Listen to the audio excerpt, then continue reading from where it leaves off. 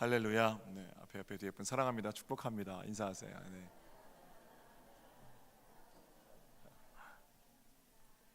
사순절이 시작됐습니다. 지난 수요일을 이제 성회 수요일 또는 제의 수요일, 그죠? 애쉬 웬즈데이 이렇게 부르고, 수요일로부터 부활절까지 4월 21일이거든요. 주일을 제외한 40일 동안의 기간을 사순절이라고 그럽니다. 사순절 기간 동안 주일이 7번 있습니다. 저는 7편의 설교를 준비하고 함께 은혜 나누기를 원합니다. 이 책인데요, 아담 해밀턴 목사가 했던 설교를 책으로 모아서 낸 10년 전에 했던 설교입니다. 세상을 바꾼 24시간이라는 7편의 설교가 있어요. 이 순서를 따라서 한번 설교를 진행해 보려고 그럽니다. 제가 졸업한 학교 이사장이기도 한데, 아담 해밀턴 목사는 이 설교를 준비하기 위해서 아주 오랫동안 이스라엘에 머물면서 사람들을 만나고 또 고증하고 또 말씀을 준비하고 그런 작업과 과정을 거쳤습니다. 바라기는 팬 좀 끄실까요? 네. 설교를 나눈 7시간 동안 우리의 신앙 여정이 다시금 사순절에 십자가로 이렇게 모아지는, 분심되었던 마음들이 하나님께로 모아지는 복된 시간 되었으면 좋겠습니다. 설교는 총 7편으로 구성이 되고요, 오늘 첫 번째 시간으로 최후의 만찬, 예수님께서 잡히시기 바로 전에 제자들과 함께 나누셨던 마지막 만찬의 자리로 여러분들을 초청해 보겠습니다. 때는 목요일 저녁, 예수님께서 체포되시기 바로 몇 시간 전에 있었던 일입니다. 유대인의 최대 명절인 유월절이었기 때문에 성 안에는 사람들로 북적였고요, 예수님께서는 그 많은 사람들 가운데 제자들을 한 다락방으로 모여서 저녁 만찬을 나누자 그렇게 초청하십니다. 유월절에 유대인들은 공동으로 식사하는 습관이 있었는데 그날도 함께 공동 식사를 나누기 위해서 부르신 것입니다. 왜 우리 민족도 명절에 이렇게 가족들과 친지들이 모여서 같이 송편도 빚어서 먹고 떡국도 끓여 먹고 그러잖아요. 그래서 유대인의 최고 명절은 유월절인데, 그 유월절에는 가족, 친지, 가까운 사람들이 모여서 음식을 나누는 그런 일이 유월절 만찬입니다. 특별히 유월절 만찬의 의미는 우리 추석 명절의 의미가 있는 것처럼 유대인들이 가리는 유월절 만찬은 그들이 고통당했던 세월들을 반추하고 10세대가 넘는 430년의 고통 속에 건져내신 하나님을 기억하고 감사하며 자유인이 되었음을 선포하는 그런 절기가, 그런 만찬이 유월절 만찬입니다. 이름이 유월절이잖아요, 그죠? 우리 잘 아는 얘기지만 한번 생각해 볼게요. 유월, 넘었다는 겁니다. 넘을 월 하는 거예요.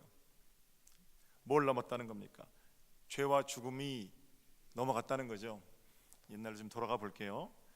이스라엘 백성들은 파라오 밑에서 430년 동안 종살이 했습니다. 말이 400년이지 우리가 일제 36년을 잊지도 못하는데 그들에게 400년이 쉽게 잊혀질 리가 없겠지요. 아주 오랜 세월 동안 그들은 문화도 습관도 언어도 전부 다 애국화 되었을 겁니다. 지긋지긋한 종살이, 인간으로서는 끊어낼 수 없는 400년이 넘는 종살이를 하나님께서는 끊어내셨습니다. 그리고 그 종살이를 끊어내시는 과정에서 모세를 통해서 애굽 땅에 10가지 재앙을 내리시지요. 다 생각해 볼 수 없으니까 그 10가지 재앙 중에 마지막 재앙이 뭡니까? 장자가 죽는 겁니다. 모든 생명 있는 것의 첫 것이 죽었습니다. 그러나 그 죽음의 기운이 유월한 가정들이 있지요. 모세의 말을 듣고 양을 잡아서 그 양의 피를 문의 인방과 문 좌우 설주에 바른 가정들에는 죽음이 유월 넘어갔습니다. 결국은 그 일 후에 지독한 파라오는 이스라엘 백성들을 놓아주게 되고 이스라엘은 해방을 맛보게 됩니다. 그리고 이스라엘의 광복절, 우리 36년 지나면 광복절이잖아요. 이스라엘의 430년 끊어낸 그 광복절이 바로 죽음이 유월했다라는 것을 따서 패스오버, 유월절이라고 말하는 겁니다. 유월절에 또 다른 이름이 있는데 오늘 본문의 12절에도 나와 있는 무교절입니다. 유월절이라고도 부르고 그 절기를 무교절이라고도 부릅니다. 왜 무교절이라고 부를까요? 무교절은 무교병을 먹는 날입니다. 무교병은 누룩이 없는 빵이 무교병이거든요. 노예가 나라의 재산이지요, 그죠? 그러니까 파라오에게 이스라엘 백성들 장정만 60만이라니까, 그 60만 명이라는 건 60만 명 어치의 그 이집트의 국부란 말입니다. 근데 그들이 나가겠다고 하니까, 그래서 재산을 뺏길까봐 못 놓아주다가 결국 장자들이 다 죽음을 당하니까 놔주게 되잖아요. 어린아이까지 200만 명이 넘었을 텐데 그 수많은 사람들이 도망가게 되는데 파라오 마음이 변하겠죠. 실제로 파라오의 마음은 변해서 전차 부대를 가지고 이스라엘 백성들 도망가는 걸 쫓아오기도 했었잖아요. 이스라엘 백성들 입장에서는 바로가 나가라고 했는데 그 파라오 마음 바뀌기 전에 얼른 도망가야 됩니다. 빵에 누룩을 넣어서 빵을 부풀릴 시간이 없었던 거예요. 그래서 그들이 가지고 나간 빵은 누룩 넣지 않은 무교병을 가지고 나간 겁니다. 급하게 떠나느라고 빵 부풀릴 시간도 없이. 그래서 그들은 탈출한 자리에서 그 빵을 찢어서, 누룩 없는 빵을 찢어서 먹었죠. 무교병 찢어 먹은 겁니다. 그래서 그 절기가 무교절이 되는 겁니다. 유월절이란 이름도 죽음의 권세를 넘게 하신 것을 기념하는 절기, 무교병 또는 무교절이란 이름도 무교병을 먹었던 그런 사연을 가지고 있는 절기의 이름입니다. 전통적으로 유월절 만찬에 이스라엘 백성들은 양을 잡습니다. 당연하죠. 양을 잡아서 문 인방과 솔지에 발랐던 것을 기억하면서 양의 피를 뿌리고 양고기를 먹으면서 그들을 건지신 하나님을 기억하는 겁니다. 그런가 하면 그들은 무교병을 먹었던 조상들과 같이 누룩 없는 빵을 먹습니다. 그것도 무교병입니다. 주님께서 빵을 찢으면서 이것은 내 몸이다 말씀하실 때 찢은 빵, 그게 무교병이에요. 그런가 하면 이스라엘 백성들은 유월절 만찬에 쓴 나물을 먹습니다. 쓴 나물 역시 광야에서 당했던 그들의 고통을, 쓴 나물을 씹으면서 조상들의 아픔을 생각하는 겁니다. 그리고 나서 무교병을 먹고 쓴 나물을 먹고 양고기를 먹으면서 하나님께서 우리를 이렇게 건져 주셨구나, 고통의 깊이만큼 건지시는 하나님의 능력을 그들은 찬송하고 즐거워하는 절기가 바로 유월절이고 유월절 만찬이겠죠. 제자들은 예수님께서 그날 저녁에 모여라, 유월절 전달이기 때문에 유월절 만찬을 하시는 걸로 생각했을 겁니다. 어쩌면 그들 중에는 우리도 오늘 저녁에 양고기를 먹고 쓴나물을 먹고 무교병을 먹겠구나, 그렇게 생각하고, 또는 주님께서 그렇게 지시하기도 했으니까 그것들을 준비해서 아마 모였을 겁니다. 그런데 한 가지 우리가 주목할 사실은 그날 밤에 제자들이 긴장하고 있었다는 겁니다. 평상시에 그들이 30년을 살았으면 30년 동안, 20년을 살았으면 20년 동안 매년 해오던 유월절 만찬과는 좀 다른 긴장감이 그날 저녁 만찬 가운데는 있었습니다. 예루살렘 성에 들어와서 지난 며칠 동안의 일이 심상치 않았거든요. 어떤 일이 있었습니까?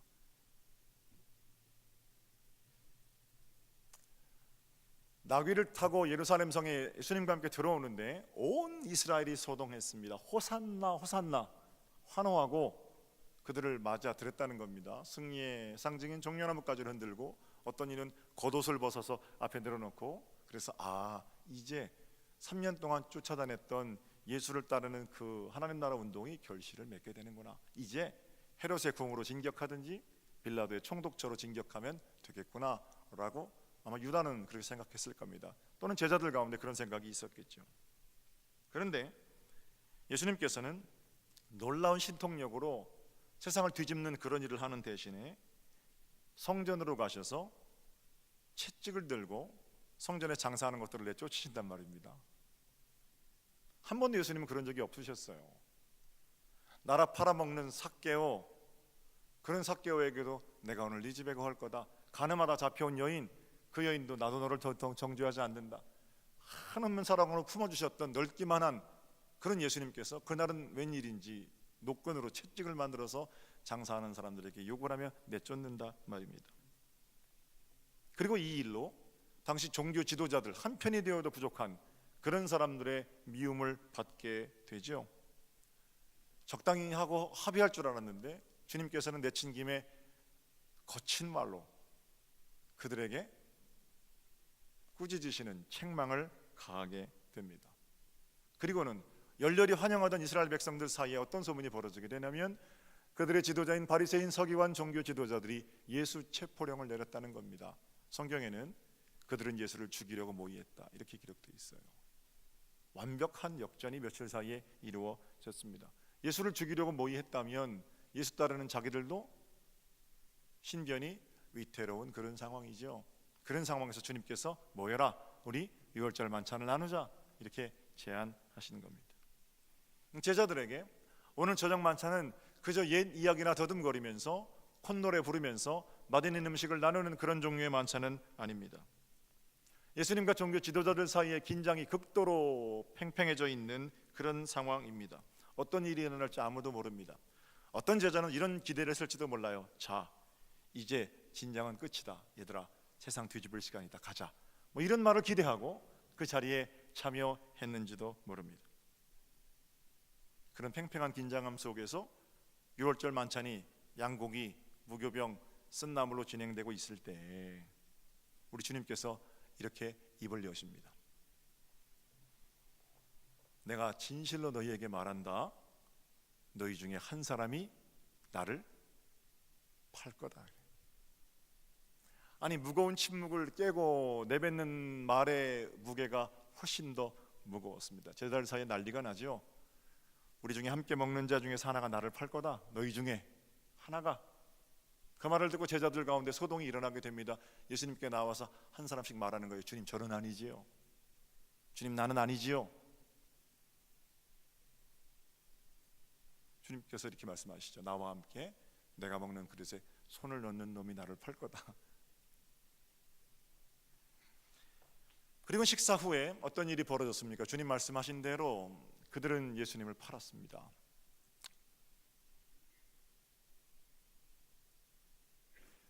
무슨 가룟 유다가 나쁘죠. 가룟 유다가 예수를 은30에 팔아 넘겼고, 가룟 유다만 나쁩니까? 그 신망 많던 베드로도 어린 종 앞에서 예수를 모른다고 부인했고 저주까지 했고요. 다른 제자들은 예수님 십자가에 달리시는 그 자리에서 선생님 내팽개치고 다 도망갔잖아요. 배신, 부인, 버림, 이런 것들이, 이런 행동들이 그날 예수님과 함께 식탁을 나누고 돌아선 제자들의 모습입니다. 그 사람들이 누굽니까? 예수님과 가장 가까운 사람들이었습니다. 서로 주님, 나는 아니지요, 나는 아니지요, 이렇게 묻던 자들이었습니다. 가룟 유다만 나쁜가? 물론 가룟 유다가 나쁩니다. 나쁜 건 팔았다는 의미에서 나쁜 게 아니라 돌이키지 않았다는 게 나쁜 겁니다. 가룟 유다도 팔았고 예수도 베드로도 부인했고 제자들도 뭐 판 거나 다름없지요. 다 도망갔는데요. 어쩌면 예수님께서 너희 중 하나가 나를 팔리라 이렇게 말씀을 하셨지만 너희 모두가 나를 배신할 거다 이렇게 말씀하시고 싶었는지도 모릅니다. 여러분 어떠세요? 저는 이 대목에서 왜 제 모습이, 왜 우리의 모습이 이렇게 오버랩 되는지 모르겠습니다. 돈 때문에 예수 팔아먹고 그러진 않지요. 그러나 우리의 삶에서 여전히 구원받은 이후에도 목사로 살면서도, 장로, 권사, 집사로 살면서도 예수님을 부인했던 베드로의 모습이 있고, 돈을 받고 예수 팔아넘기는 그런 나쁜 제자는 아니지만 내 뜻과 주님 뜻 맞지 않을 때 내 뜻을 주장하고 주님의 뜻을 괄호 속에 집어넣고 오히려 내 뜻을 관찰시키려고 그렇게 항변하며 헉헉거리며 살지는 않았는지, 다른 게 아니고 그렇게 가룟 유다지요. 단언코 주님을 떠나지 않겠습니다. 호언하고 장담하고 내가 제일 예수 잘 믿는 것처럼 그렇게 호들갑을 떨지만 실제로 내 증언이 필요한 자리, 내가 좀 손해보더라도 예수를 지켜야 하는 그런 자리에서는 죽음 아래 두려워 뿔뿔이 흩어지는 그런 제자의 모습은 우리가 아니었는지, 그런 장면이 오버랩 된다 말입니다. 실제로 오랫동안 예배당에 다니다가 못 다니고 어떤 상황 때문에 못 나오고 다시 출석하시는 교인들이 계세요. 그죠? 아주 긴 방학 지나고 오시는 분들한테 제가 여쭈면 이런 말씀들 하세요. 목사님, 그저 제가요 하나님 뵙기가 좀 죄송스러워서 못 나왔어요. 내 죄가 너무 많아서 하나님 앞에 나오기가 부끄러워서 못 나왔어요. 이렇게 말씀하시는 분들이 계십니다. 그러면 뭐 그분이 겸손하건 그분이 교만하건 그 말을 그대로 받고 죄가 많아서 예수님 앞에 나오기가 부끄러웠다는 그 말이 진심이라면 여러분과 저는 어떻습니까? 우리는 하나님 한 번도 실망시키지 않았으니까 여기 나와서 거룩한 척 설교하고 말씀 듣고 그러는 겁니까? 예수를 부인하고 배반하고 삶에서 예수님의 뜻을 따라 선택하고 그런 일들은 그렇게 예배당에 오랫동안 못 나온 특별한 죄인들에게만 있는 일입니까? 그거 아니지요. 어쩌면 우리의 모습인지도 모릅니다. 그런데 여러분, 정말 중요한 게 있어요. 예수님께서는 그 최후의 만찬 자리에서 베드로가 부인할 것도 알고 계셨고 유다가 배신할 것도 알고 계셨고 제자들이 십자가 아래서 뿔뿔이 도망갈 것도 알고 계셨습니다만 그들에게 여전히 빵과 포도주를 나눠 주셨고 요한복음에 의하면 그들의 발도 그 자리에서 닦아 주셨다는 겁니다. 아담 햄선 목사는 이 책에서 이 대목을 첫 번째로 주목하고 있습니다. 바로 이것이 우리가 예수님 앞으로 나아올 때 옷깃 여미고 회개하고 돌아와야 하는 지점이다, 이렇게 얘기합니다. 다시 주님을 부인하고 다시 주님을 배신하고 다시 주님을 떠날 것을 알고 계시면서도 주님께서는 오늘 이 시간에도 우리를 당신이 베푸시는 유월절 만찬에 초청해 주신다는 겁니다. 바로 이 지점이 우리의 회개가 필요한 지점입니다. 우리는 말씀의 만찬을 받고 또 성만찬을 받고 은혜를 받고 그리고 나서도 다시 주님을 부인하고 주님을 배신할지도 모릅니다. 예수님께서 내가 생명의 떡이다 말씀하셨죠. 하나님 말씀을 듣고 예수 그리스도를 모셔드리고도 예수께 은혜를 입고도 또 예수님을 실망시켜 드릴지도 모릅니다. 그러나 우리 주님은 거침없이 다시 자신을 우리에게 내어 주신다는 겁니다. 죄 짓고 살라 이런 얘기가 아닙니다. 그래도 아무 문제 없다 이런 얘기도 아닙니다. 그렇기 때문에 주님의 그 가없는 사랑 앞에 회개하고 돌아와야 한다는 겁니다. 우리 주님 용서하시는 거예요. 회개할 때까지 용서하시는 겁니다. 그런 의미에서 사순절은 회개의 절기입니다. 313년에 기독교가 로마의 국교로 공인되고 325년에 니케아에서 사순절이 먼저 시작되었다고 그래요. 그리고 사순절은 부활절 전에 40일 기간 동안 왜 그렇게 시작됐는가 하면 310년에 국교로 공인되기까지 핍박을 피해서 예수를 배반했던 사람들이 있잖아요. 목에 칼이 들어오는데 예수 믿으면 죽이겠다는데 몇몇 특별한 사람들 빼놓고 누가 배교 안 하겠습니까? 다 교회를 떠났죠. 근데 그 사람들이 이제는 교회가 전면으로 등장하니까 교회로 돌아올 길이 열렸잖아요. 배교자라고 정죄하고 저렇게 의리를 못 지키는 사람들이라고 손가락질하는 그 손가락 접고 그들이 참회하고 돌아올 기간을 주자는 겁니다. 그게 사순절입니다. 본래 의미가 하나님의 가없는 사랑 앞에 배신하여 가는 걸음, 그 걸음을 알고도 발을 씻겨주시는 그 손길 앞에 어떻게 해요? 뉘우치고 돌아오는 기간으로 우리에게 허락하신 것이 사순절이지요. 한 가지 분명히 기억해야 됩니다. 우리 주님께서는 유다에게도 똑같이 빵을 주셨고 심지어 유다의 발까지도 씻겨 주셨습니다. 만찬 이후에 자신을 팔고 자신을 부인하고 자신을 버릴 것을 알고 계심에도 불구하고 요한복음 쭉 읽어보면 성만찬 이후에 뭐라고 그러시냐면요, 이제부터는 너희를 종이라 하지 않겠다, 이제부터 너희는 친구다 그랬어요. 친구 아니지요. 어떻게 나 팔아먹는 놈이 어떻게 친구입니까?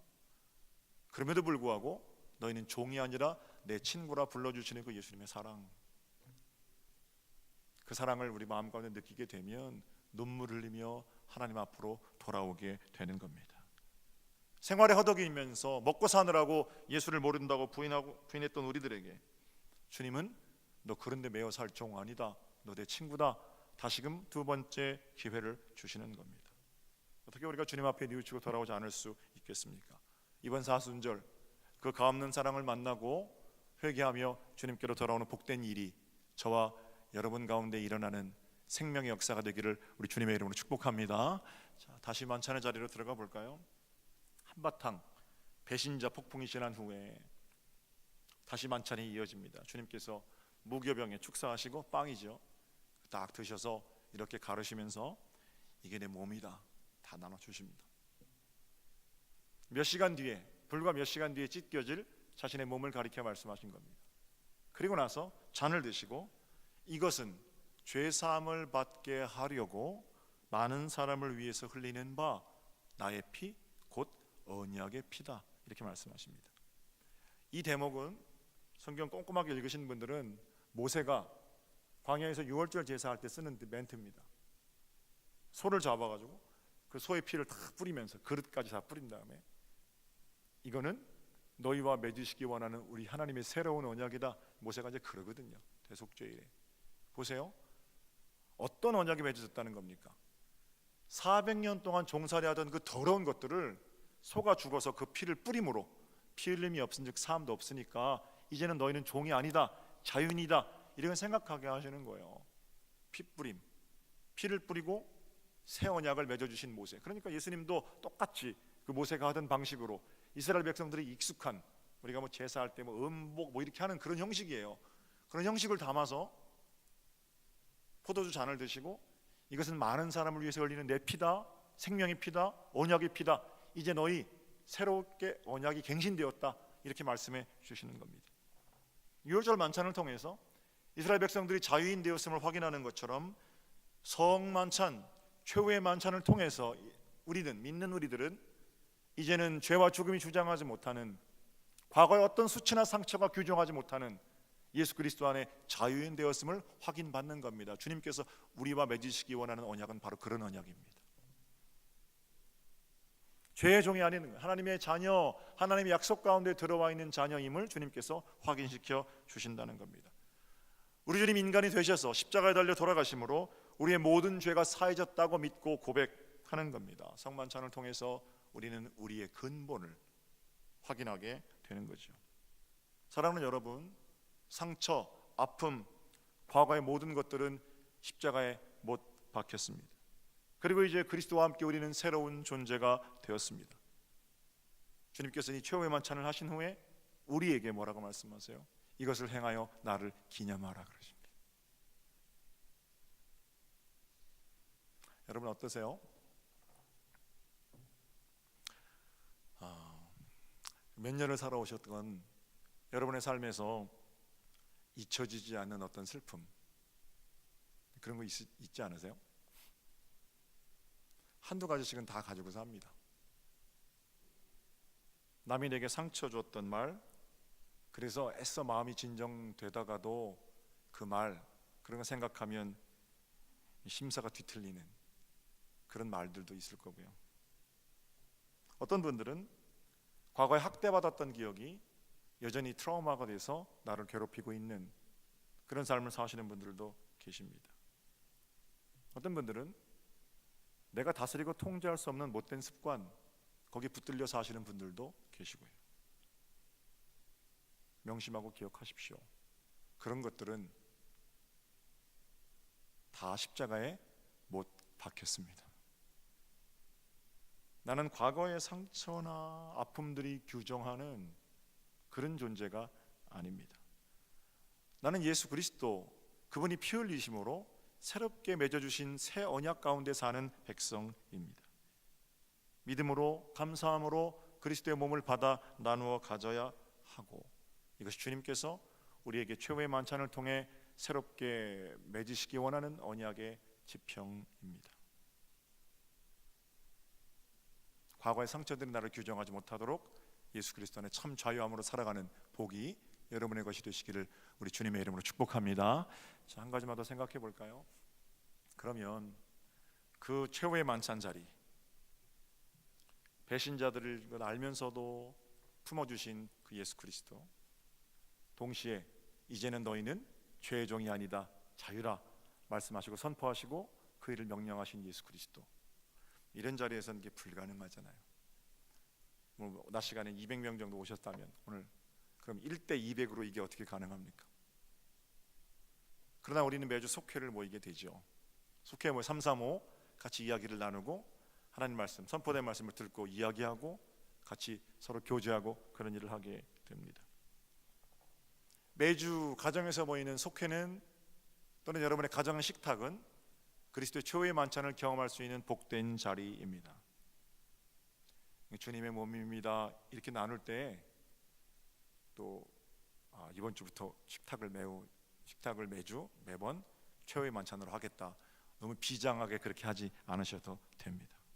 거기 필요한 건 어떤 의식이기 이전에 예수님 마음 품은 한 사람이 필요합니다. 내가 매번 마주대야 하는 그 식탁을 예수께서 함께 하시는 최후의 만찬으로 삼으려면 그냥 밥을 먹다가 어떤 신령한 기운이 덧입혀져서 갑자기 다 정신줄 놓은 상태로 변하는 그런 게 아니고 거기 참여한 한 사람이 예수님 일하면 된다라는 겁니다. 모든 구성원들을, 거기 참여한 모든 사람들을, 비록 그들이 배신자라고 할지라도 믿어주고 품어주고 기다려줄 수 있는 친구다, 이렇게 얘기할 수 있는 진짜 마음 넉넉한 한 사람, 바로 그 사람이 그 자리에서 예수님인 겁니다. 예수님 때문에 그 자리에 모인 사람들이 배신자나 종의 낙인이 아니라 예수 그리스도의 친구라는 이름을 얻게 된다면 결국 그렇잖아요. 무슨 제자들이 마지막까지 훌륭해서 죽음으로 선생과의 의리를 지켰기 때문에 그들이 위대한 사도가 된 게 아니잖아요. 다 배신자예요. 다 도망갔는데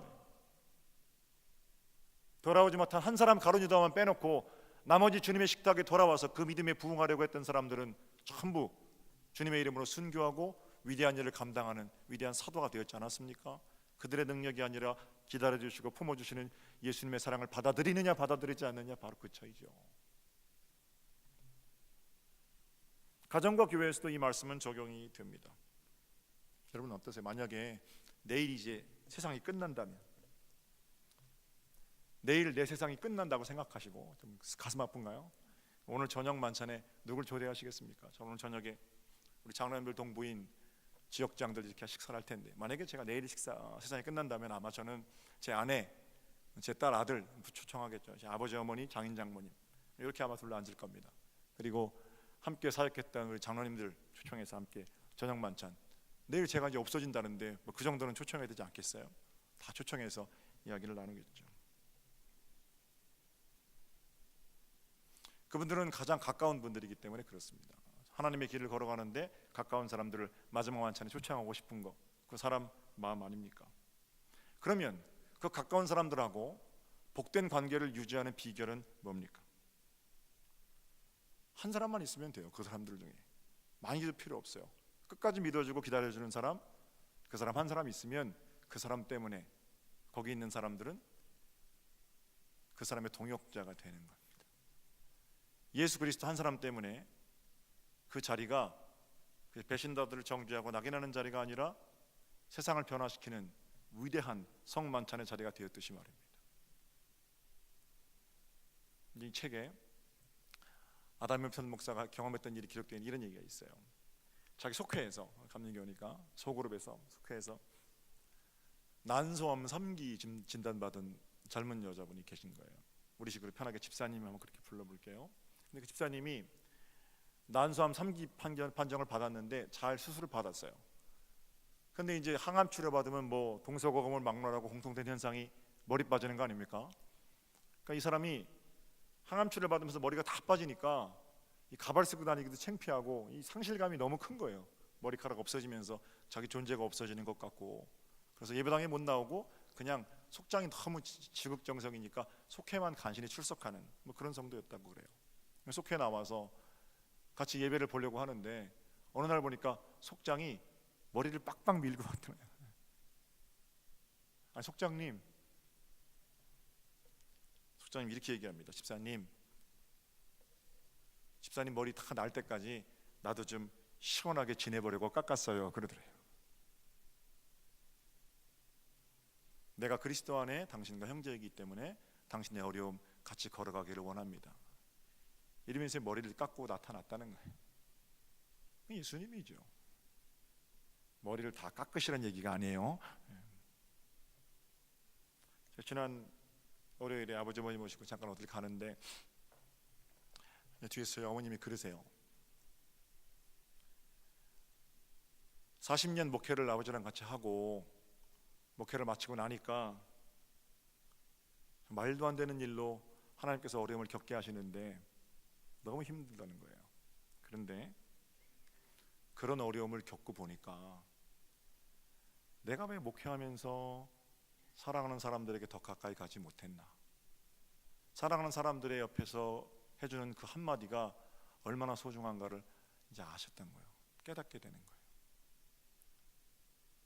그 권사님 힘들 때 옆에 가서 함께 손잡아 주지 못해서 미안한 마음이 들고, 그 집사님 어려울 때 그때 내 쌀떡에 있는 쌀 퍼주지 못한 거, 그거 안타까운 마음이 들고, 그렇게 말씀하시더라고요. 어쨌든 내가 겪는 아픔으로 형제의 아픔, 상대방의 아픔을 같이 공감할 수 있다면 그 아픔 가지고 사랑하려고 나서는 길, 그 예수님 길이죠. 그런 사람 한 사람 있을 때 그 속회든 그 교회든 그 국가든 얼마나 행복해지겠습니까? 최후의 만찬, 우리에게 주신 그 복되고 귀한 일은 빵 더 뺏어 먹으려고, 포도주 더 마시려고 혈안이 되어 있는 세상을 향해서 온통 자신의 전 존재를 세상의 빵으로 내어주신 예수 그리스도를 기억하는 절기이고요, 회개하고 돌아와서 다시금 자유인임을 선포해 주시는 주님의 은혜 가운데 우리 또한 그렇게 살리라 다짐하고 나서는 생명의 길입니다. 예수님과 함께 24시간 이제 첫 시간 진행했는데요, 앞으로 7시간 동안 우리 그 24시간의 사건들을 묵상하면서 하나님께서 주신 십자가의 길로 우리의 삶이 다시금 초점 지어지기를 우리 주님의 이름으로 축복합니다. 승리하는 여러분 되세요. 기도드리겠습니다. 하나님의 은혜를 감사합니다. 배신하고 부인하고 돌아설 것을 아심에도 불구하고 여전히 너희는 나의 친구다 말씀하신 예수 그리스도, 주님의 마음으로 우리가 그리스도의 만찬에 참여하게 하시고 복되고 귀한 자리에서 우리를 다시 자유함으로 돌려보내시며 세상 가운데 이것을 행하여 나를 기념하라 말씀하신 주님 말씀 기억하며 섬기고 나누기를 부족함 없이 행하는 저희들 모두가 되게 하여 주시옵소서. 감사하고 주님의 이름으로 기도 올렸나이다. 아멘.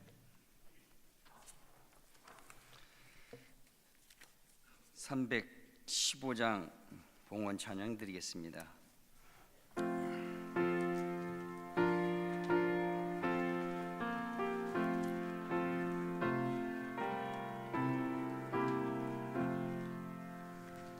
내 주 되신 주를 참